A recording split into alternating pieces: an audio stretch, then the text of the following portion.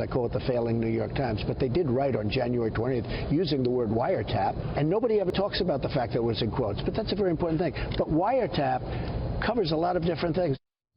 We're back with the panel. Cheryl, what's your take on the coverage of this presidential wiretap claim that remains unproven, and some anchors and commentators completely going off and saying that the President of the United States is a liar?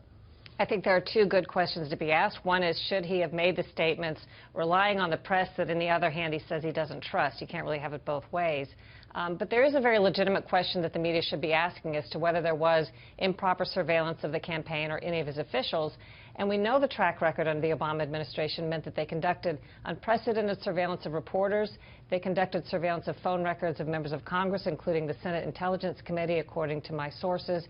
So I think there will be more information coming out, and I think those questions are legitimate media questions to ask and dig into. So you're saying it's feasible that this happened, but you're not saying it's by any means proven. I have no information that it happened, but I think that is a question that deserves to continue to be pursued.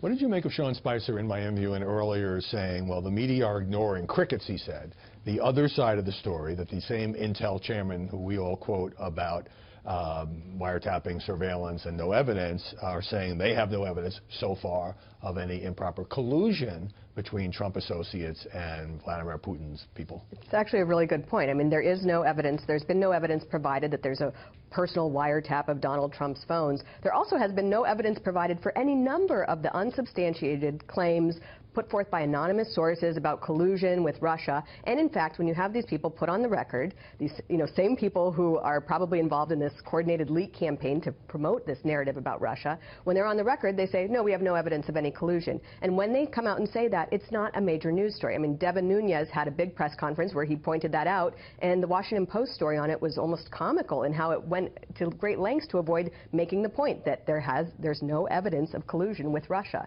And you have a lot of the country actually believing this narrative that has been pushed and promoted and carried all by the media for months now.